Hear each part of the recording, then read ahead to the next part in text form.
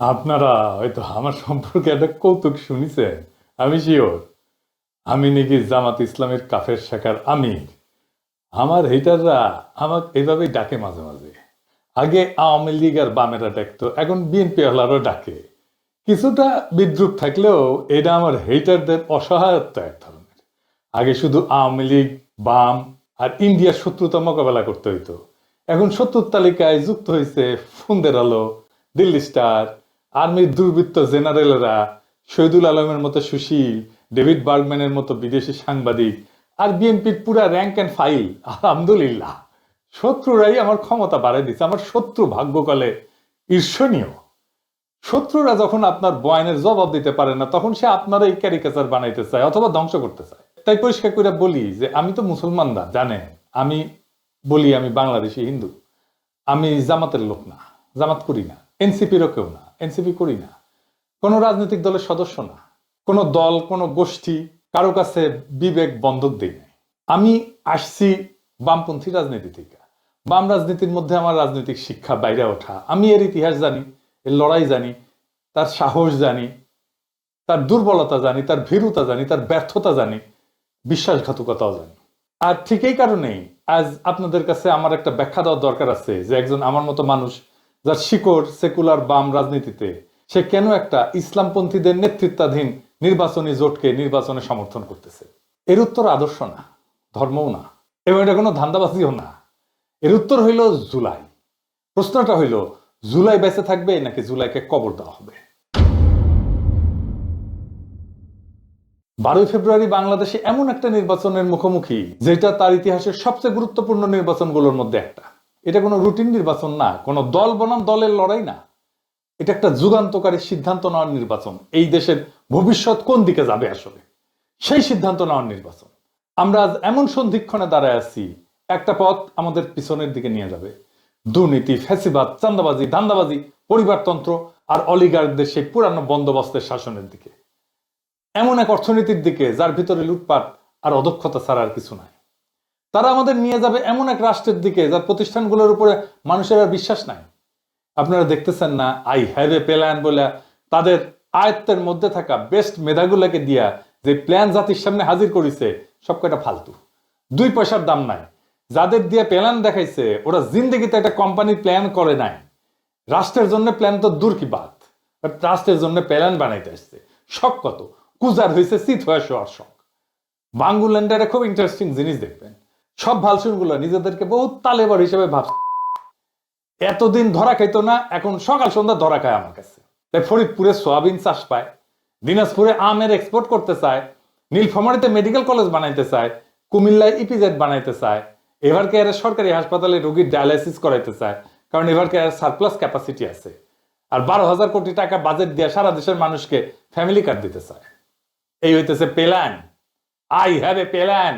বাংলার Luther king, ও বাংলার loser king হবে। আর কার্ডের পরে কার্ড, তাও নাকি সব বেস্ট ব্রেন নিয়ে এসব বানাইছে। শুনেছেন? গতকালকে শুনেছিলাম, আজকেও আবার শুনে, কারণ ওকে ধরিচ্ছি, দাঁড়ান শুনে।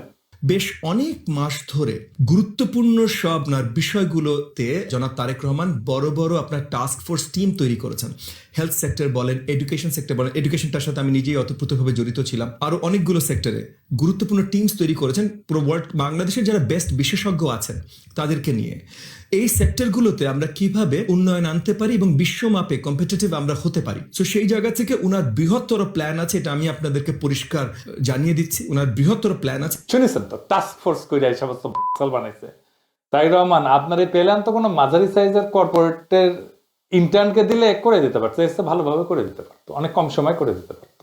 এই যদি আপনার বেস্ট ব্র্যান্ডের প্রোডাকশন হয়, তাহলে খবর আছে, আপনারও খবর আছে, দেশেরও খবর আছে। ইশতেহার ঘোষণা করেছে না বিএনপি, এই ইশতেহার যে লিখিছে সেও ফাঁকিবাজ, যাদের দিয়ে লিখাইছে প্রত্যেকটা ফাঁকিবাজ। 2001 সালে বিএনপির ইশতেহার থেকে চোথা মারিছে। সেই একই মনোরেল চালু করবে, বস্তিবাসীদের জন্য আবাসন করবে, কলকারখানায় নিরবিচ্ছিন্ন বিদ্যুৎ সরবরাহ করবে, বেকার ভাতা দিবে, ন্যায়পাল নিয়োগ দিবে। এইসব কিন্তু 2001 সালের ইশতেহারে ছিল, আবার দিছে। এখন বুঝিছেন তো, এগুলো করবে না। 25 বছর আগে তো কইছিলেন, তারপর তো ক্ষমতা আসছিলেন, তাই না? করেন নাই কেন এগুলা? প্রতিশ্রুতি দিছিলেন, করেন নাই কেন? কেউ জিগায় না, উত্তরও দিবে না, উত্তর তার জানাও নাই। এই যে প্রতিশ্রুতি দিছে, ইশতেহারে নানা কথা লিখছে, এগুলো কিছুই করতে পারবে না। করবেও না। আচ্ছা আসেন আমরা এক্সাম্পল হিসেবে আঙ্কেরে প্রিন্স ববি হাজ্জাজের আমলনামা দেখি। দেখা দরকার কারা বিএনপি হইয়া ভোটের মাঠে নামছে।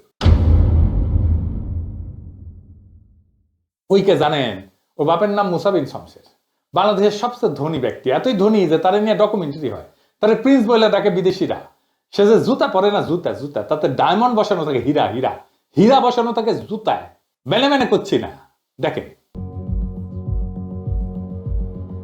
Every day I wear diamond shoes, and shut up. So maybe one day. You get a bit. Have you ever, worn your diamond shoes and then stepped in, something really disgusting? দেখেছেন তার জুতা ঘড়ি রাখার জন্য কত বড় বড় বাক্স, সেগুলো আবার টেনে নিয়ে আসে কত লোক। দেখেন সব ব্র্যান্ডেড ঘড়ি, রোলেক্স কোম্পানি ঘড়ি আর কিবা কিবা কোম্পানি ঘড়ি, নামও জানি না সবগুলার। এ দেখেন নিজের হাতে খায় না, খাওয়াই দিতে হয়। দেখিস নেকু রে নেকু, ডুডু খাও ঢেকু ঢেকু, হ্যাঁ মুখ মুছে দিচ্ছে। দেখেছেন, দেখেন সেই মুখ মুছে দেওয়ার জন্য পিছে দাঁড়ায় আছে কতজন, দেখেন দেখিস ওই আগে সুসে কিনা নিজে নিজে, আমার সন্দেহ আছে। এটা নারীর ক্ষমতায়ন। খাওয়ার টাইমে পিছে দাঁড়ায় থাকবি আর মুখ মুছে দিবি বড় লোকের। এটা কর্মজীবী নারী নাকি এটা দাসত্ব, নাকি এটা সম্পদের অশ্লীল প্রকাশ? এইটাকে সে কেমনে কামাইছে জানেন? অস্ত্র ব্যবসা কইরা। জি জি জি ঠিকই শুনেছেন, অস্ত্র ব্যবসা কইরা। তার পলা হইতেছে ববি হাজ্জাজ। সালাম কেমনে দিতে হয় সেটাও শিখে নেয়। দেখেন বছরে সালাম দেয় না, নির্বাচন যখন আসে হায় রে সালাম, সালাম দিতে দিতে আসসালামু আলাইকুম, এত সময় বলবে কতক্ষণ, খালি কয় চালকুম চালকুম, তাড়াতাড়ি হয়ে যায়। এই সুপার রিচের পোলার ক্যান্ডাস দিতে সে খাইছিল, কারণ ওর বোনের বিয়ে দিছে শেখ সেলিমের ছেলের সাথে। এবার বুঝেছেন তো রসুনের সব এক জায়গায়, বুঝেছেন তো? এইটাই সেই এলিট এস্টাবলিশমেন্ট, সবগুলা এক জায়গায় বান্দা। এই সম্পদ রক্ষা করা লাগবি না, তাই রাজনীতি। হাসিনার বিরুদ্ধে রাজনীতি করছে যেন দুঃসময় বেআইরে প্রোটেক্ট করতে পারে। আওয়ামী লীগের রাজনীতিতে তারেক রহমান তো এমনিতে আনতে চায় না, এই যে এগুলোর জন্য আনতে চায়। এই ববি হাজ্জাজের বাসায় আপনি ঢুকতে পারবেন? ঢুকতে দিবে আপনারে? পারবে না। ওই টাকা সেটা এমপি হবি, ওই ধান্দা করিছে, অত সুজা না। টাকা নেন অসুবিধা নাই, কিন্তু ভোট দিবেন মামুনুল হককে। হ্যাঁ বুঝি চাও, রিক্সা মার্কে খালি সিল মারো রে সিল মারো, রিক্সা মার্কা সিল মারো।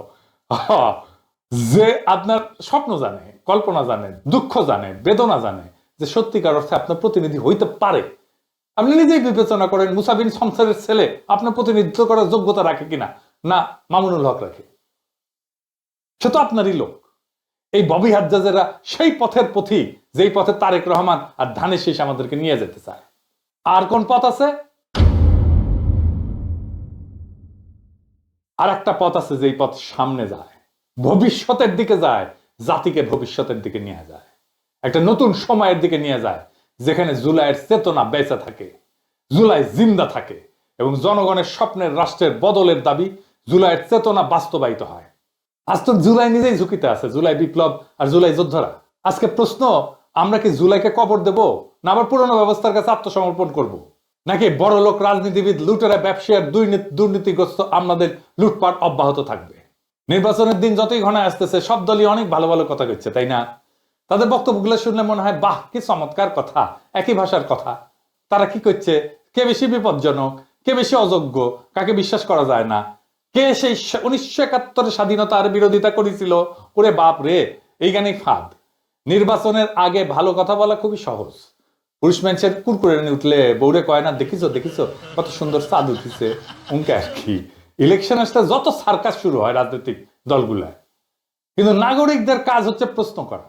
আমাদের কঠিন প্রশ্ন করতে হবে এই রাজনৈতিক দলগুলোতে কারা এই দলগুলোর পেছনে আছে, কোন পরাশক্তি, কোন আন্তর্জাতিক শক্তি, কারা টাকা দেয়, এদের ক্ষমতা আসে কোথায় থেকে, প্রার্থীরা কারা, তাদের রেকর্ড কি, এবং সবচেয়ে গুরুত্বপূর্ণ তারা আদৌ সংস্কার বাস্তবায়ন করতে পারবে কি না বা করতে চায় কিনা। এই জায়গাটা কথা খুব পরিষ্কার করে বলা দরকার। এই নির্বাচন আদর্শ বনাম আদর্শের লড়াই না, এটা ধর্ম বনাম ধর্ম নিরপেক্ষতার লড়াই না, এটা আসলে স্টেট ক্যাপচার বরং স্টেট রিপেয়ার, এইটার লড়াই।